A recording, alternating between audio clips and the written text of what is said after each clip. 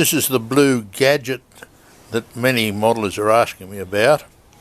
We'll go into this later and I'll show you what it is, what's inside, how it works.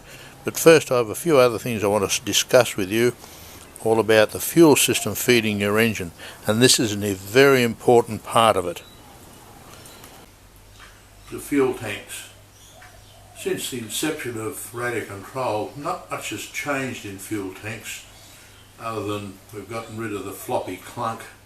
Clunks are rigid now because we realised that we didn't need the clunk to go right to the front of the tank. However, we still have lots of problems with them.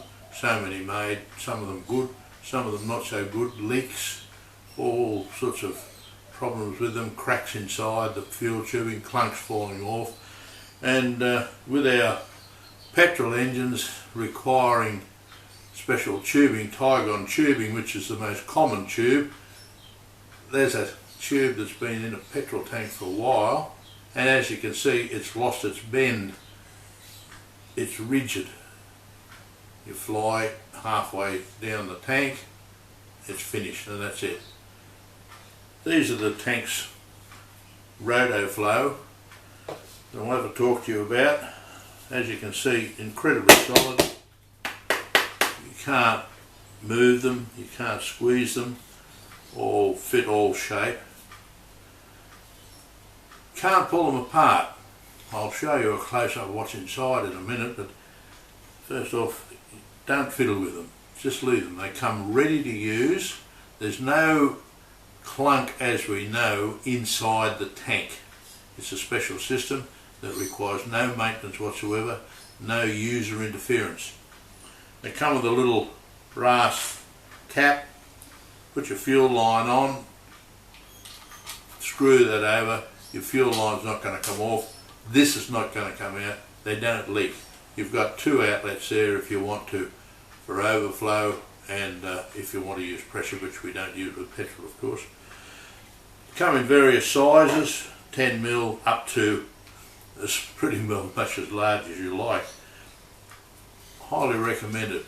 I'll show you now a close-up of what's inside and how they work.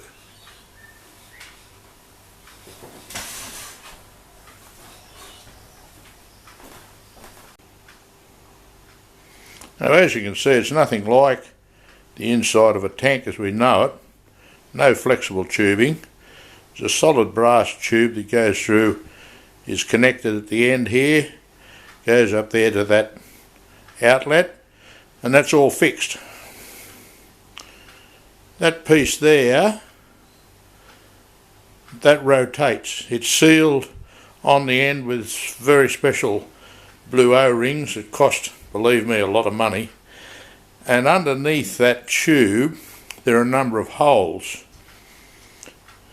Down there is the clunk, and that clunk can rotate round that centre tube, pick up fuel anywhere according to the attitude of your aircraft.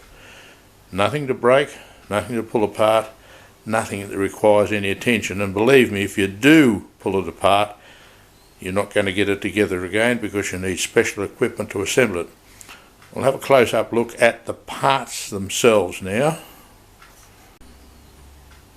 Right in the foreground is the actual assembly from inside the tank as it is fixed to when it's put in. You can see at the front there the brass bung has got two O-rings which are a press-in fit, pushed in by machine, and on the outside of the tank neck there's an aluminium ring to hold them very, very tight. Above is the actual clunk mechanism itself as such, and that's the part that rotates around. Been around for quite a while now. I've been testing them for a long time. A lot have been sold, and there are a lot of very, very satisfied customers, particularly for petrol. No straight clunk problems, and fuel feed all the time. Very successful. After seeing the mechanism inside, how it works, you can understand how they came by the name RotoFlow.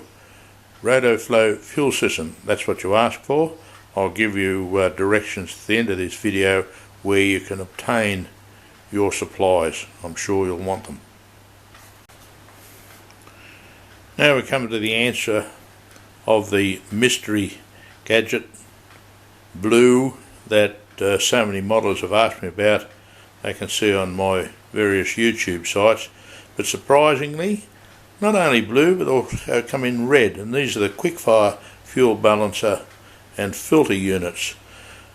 Believe me, once you've tried one, particularly for petrol engines, you're never going to be without it. The petrol engine, because they've got such fine jets in the carburetors, you need absolute perfect filtering. A glow type fuel filter is not suitable because the mesh is too large, but the filter inside this is not going to let anything through. I'll show you one in a minute, pulled apart, which we do not advise you do, because the O-ring seal is set to a specific pressure. You want to be very, very careful.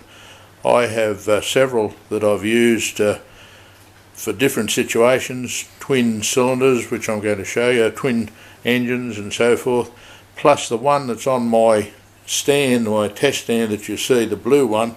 That's been going now for well over 5 years, and I've never done anything with it. It's still running perfectly, and I've run both glow and petrol fuel through it. We'll have a look at the twin setup.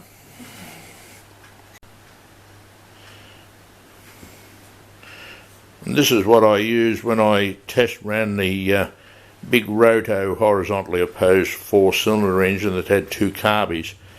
I just mounted 2 of these units up. As you can see, they're interconnected at the bottom. Mounted them up on the test stand to feed the engine. No problems feeding all the way through, and certainly nothing getting through the filters. Let's have a look at what's inside. This is the assembly. This unit is actually for glow fuel. As you might have noticed, it doesn't have a T fitting on the filler end. It doesn't really matter. You can use them either way, glow or petrol. Doesn't make any difference to the unit itself.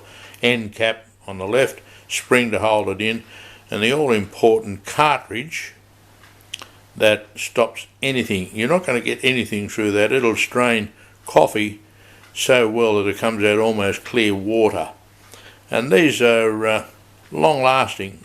When I inquired from the manufacturers about replacement cartridges, they said yes, they're available, but you probably won't need one, because they had used one for 800 litres of fuel, and it was still working quite well. I don't know how much fuel I've put through mine on my test stand, but it's a lot over 5 years, believe me. The Roto Flow tanks and these come from the same company, and again at the end of the video I'll show you where you can obtain them.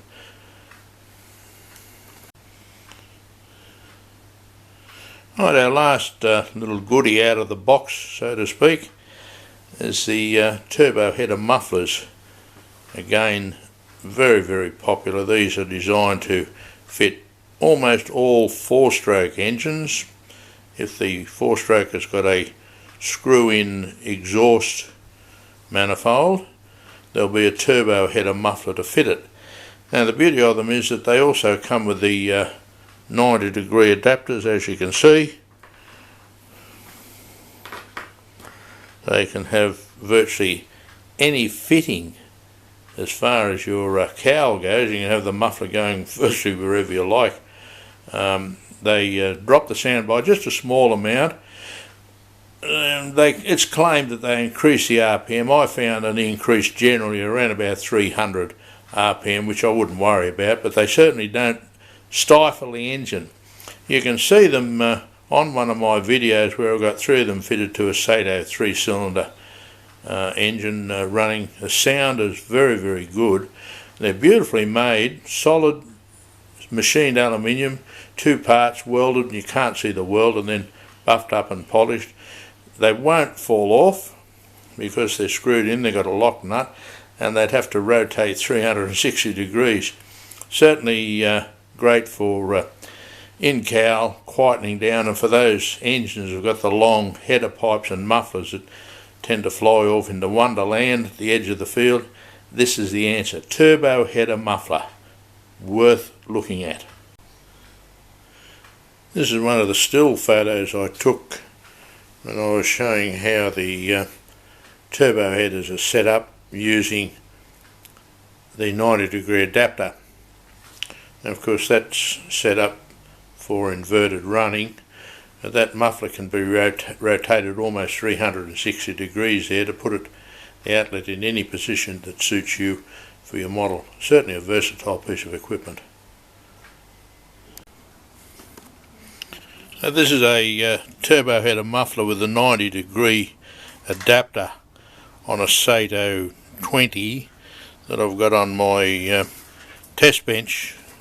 An engine that's been in for service, been running for a long time, very successfully with that muffler on. The customer is extremely pleased with it.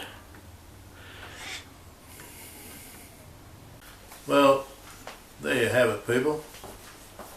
Nice little array of goodies. Any discerning model would love to have them. I like them, I love them, I've tested them all. Believe me, they're all very good quality, very good quality. Let's see where we get them from. Thanks for watching.